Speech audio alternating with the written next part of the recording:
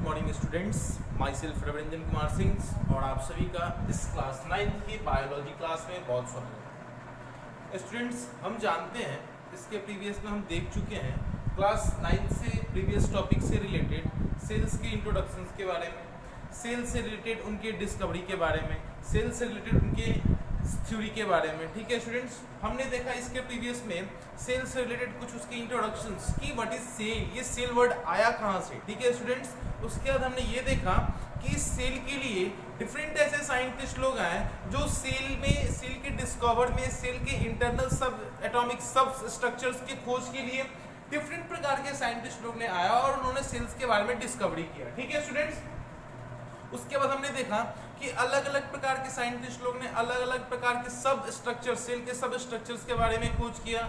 फिर उसके बाद हमने देखा सेल के थ्योरी के बारे में।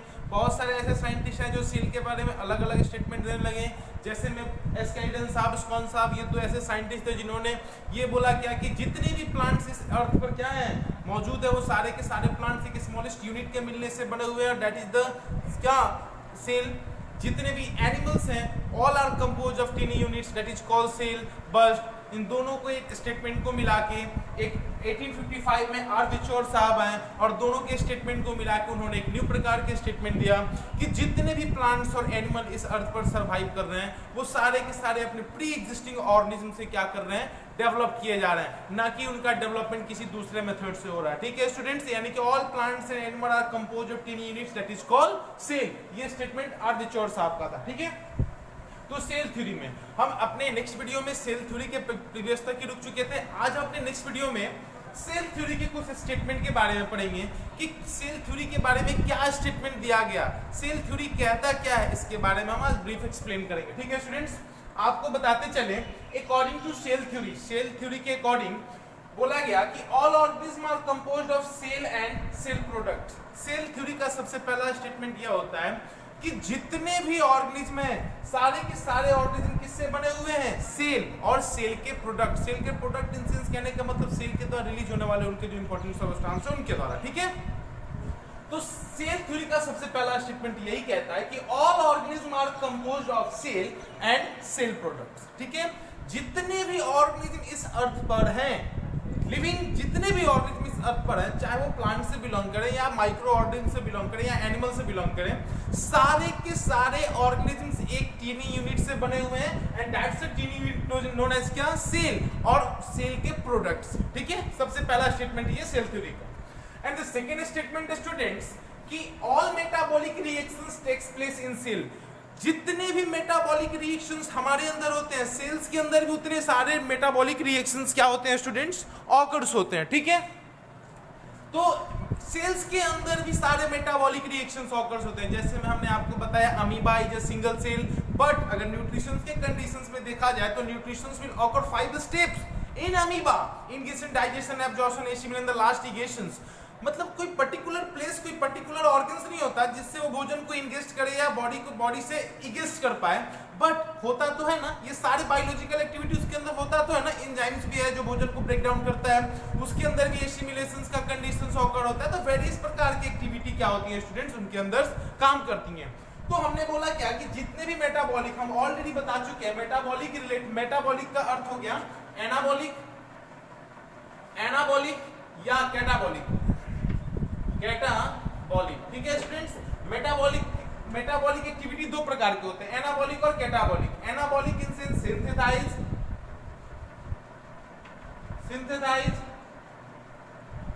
ठीक है स्टूडेंट्स, जबकि कैटाबॉलिक का अर्थ हुआ ब्रेकिंग डाउन।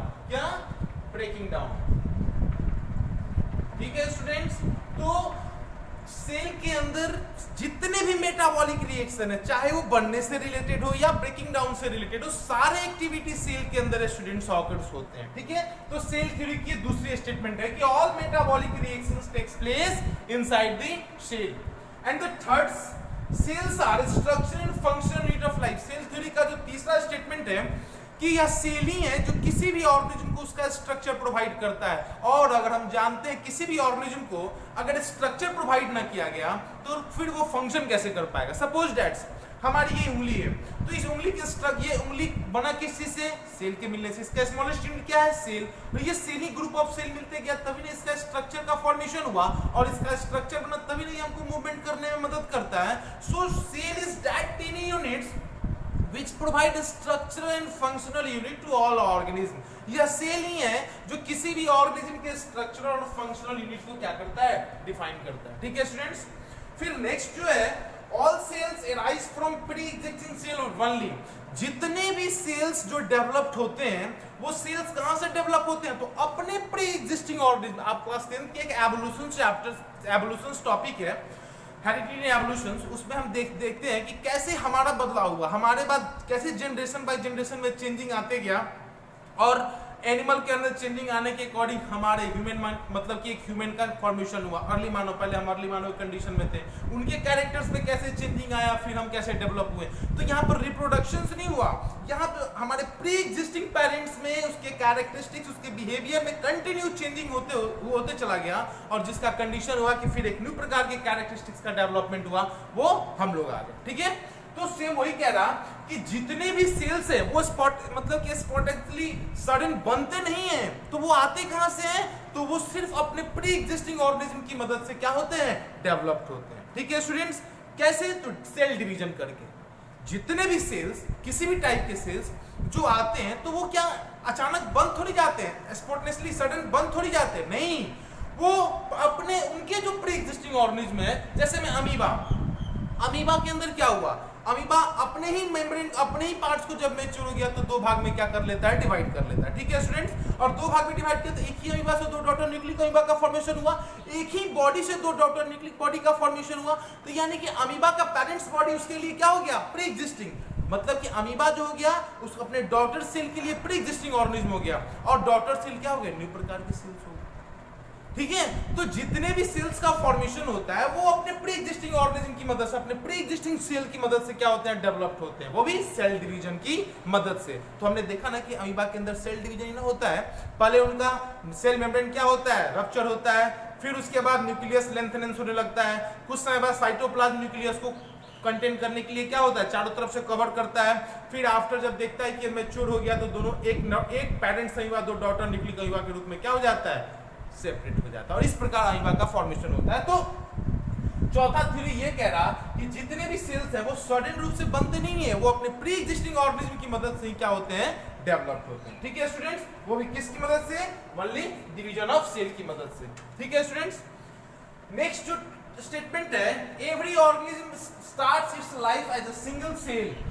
उन्होंने पांचवा सेल थ्योरी में पांचवा स्टेटमेंट ये कहता है कि चाहे वो कोई ऑर्गेनिज्म हो, प्लांट्स हो, माइक्रो ऑर्गेनिज्म हो, एनिमल्स हो, ऑर्गेनिज्म चाहे कोई भी हो, सबसे पहले वो अपना लाइफ एक सिंगल सेल से ही करता है। किससे करता है, सिंगल सेल से। यह स्टेटमेंट किसने दिया, आर.जी.चोर साहब। किसने, आर.जी.चोर साहब ने। आर.जी.चोर साहब का ये स्टेटमेंट है कि चाहे वो कोई ऑर्गेनिज्म हो, every organism, plants, animals, micro organism also involve, कोई भी ऑर्गेनिज्म हो, वो अपना लाइफ अगर शुरू करते हैं तो एक सिंगल सेल से, उनका स्टार्टिंग लाइफ एक सिंगल सेल से ही क्या होता है, शुरू होता है। हम लोग प्लांट्स, माइक्रो ऑर्गेनिज्म, किसी का भी देखिए तो स्टार्टिंग जो लाइफ है उनका एक सिंगल सेल से ही शुरू होता है। इसमें अगर देखा जाए तो वायरस एक्सेप्शन में आ जाते हैं। क्या आ जाते हैं, वायरस एक्सेप्शन में आ जाते हैं। सेल थ्योरी के अकॉर्डिंग देखा जाए तो वायरसेस क्या होते हैं, एक्सेप्शन में आ जाते हैं, वरना इसके अलावा जितने भी माइक्रो ऑर्गेनिज्म है सब एक सिंगल सेल से ही क्या होते हैं, अपने लाइफ को स्टार्ट करते हैं। ठीक है स्टूडेंट्स,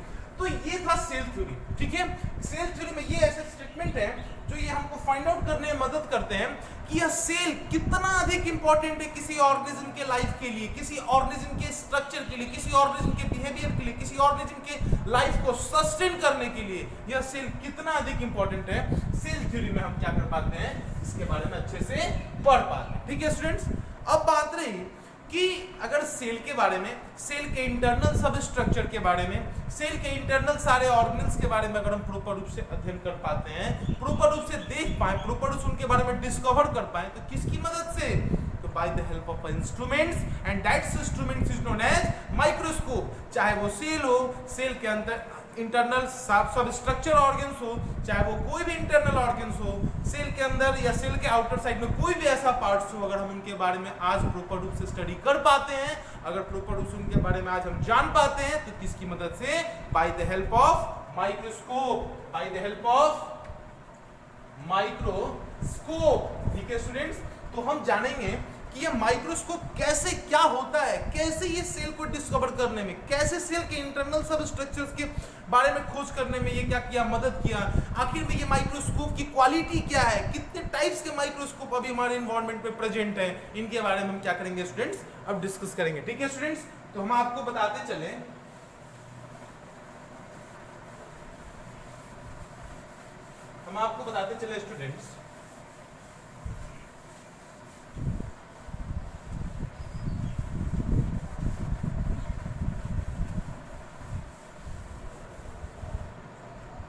स्टूडेंट्स कि माइक्रोस्कोप क्या होता है। माइक्रोस्कोप अगर बात की जाए, यह माइक्रोस्कोप तो यह इतना अधिक इंपॉर्टेंट इंस्ट्रूमेंट्स है कि अगर यह इंस्ट्रूमेंट्स नहीं होता तो आज हमारी साइंस जितनी डेवलप्ड है, शायद साइंस हमारी इतनी डेवलप नहीं होती, क्योंकि सेल का डिस्कवर इसी माइक्रोस्कोप, प्रिमिटिव माइक्रोस्कोप की मदद से हुआ। सेल के इंटरनल सब स्ट्रक्चर का खोज माइक्रोस्कोप की मदद से हुआ, कंपाउंड चाहे इलेक्ट्रॉन किसी, बट माइक्रोस्कोप तो हुआ ना, वो एक उनको देखा जाए तो टिपिकल रूप से तो माइक्रोस्कोप ही ना हुए। तो माइक्रोस्कोप एक बहुत ही अधिक इंपॉर्टेंट इंस्ट्रूमेंट है, यानी कि microscope is that instruments by which we can see that type of organism, fine organism, tiny particles organism, minute organism which can't be seen naked eye. यानी कि माइक्रोस्कोप एक दैट वह इंस्ट्रूमेंट्स है जिसकी मदद से हम इसके क्वालिटी से, इसके रिसोल्यूशंस की मदद से, हम इसकी मैग्निफिकेशन प्रॉपर्टी की मदद से हम वैसे ऑर्गेनिज्म को खुली आंखों से देख सकते हैं जो वैसे ऑर्गेनिज्म को देख सकते हैं जो हमारी खुली आंखों से नहीं दिख सकते। ठीक है स्टूडेंट्स, तो माइक्रोस्कोप एक इंस्ट्रूमेंट्स है जिसकी मदद से हम सूक्ष्म जीव, सूक्ष्म organism, micro organism, very tiny organism, very minutes fine organism को हम क्या कर पाते हैं, देख पाते हैं। ठीक है, जिसको हम अपनी खुली आंखों से नहीं देख सकते। क्यों माइक्रोस्कोप की मदद से हम वैसे ऑर्गेनिज्म को देख पाते हैं जो हमारी खुली आंखों से नहीं देख सकते? हमारी नेचुरल आई है, इससे क्यों नहीं देख सकती वो ऑर्गेनिज्म?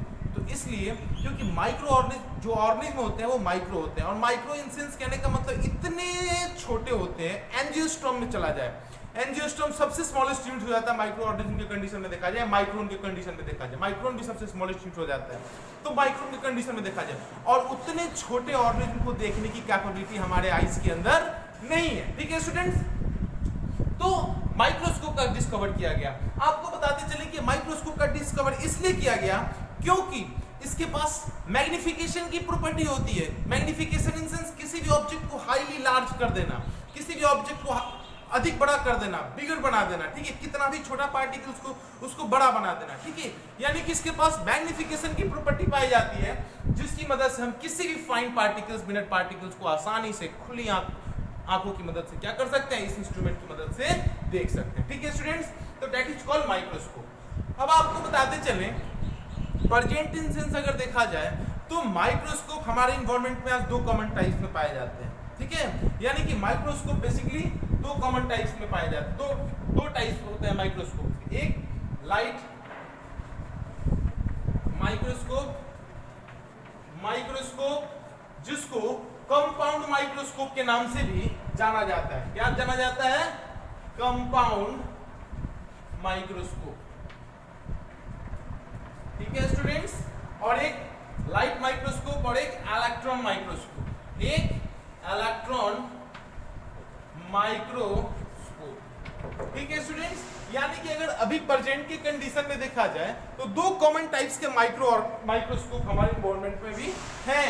एक लाइट माइक्रोस्कोप जिसको कंपाउंड माइक्रोस्कोप के नाम से जाना जाता है, और एक इलेक्ट्रॉन माइक्रोस्कोप। ठीक है, अब हम जानेंगे कि लाइट माइक्रोस्कोप क्या होता है, क्यों आखिर में लाइट माइक्रोस्कोप का डिस्कवर किया गया, इलेक्ट्रॉन माइक्रोस्कोप क्या होता है, क्यों इसका इलेक्ट्रॉन माइक्रोस्कोप का डिस्कवर किया गया जबकि लाइट माइक्रोस्कोप हमारे पास था ही, फिर क्या ऐसी जरूरत पड़ी कि इलेक्ट्रॉन माइक्रोस्कोप का खोज किया गया।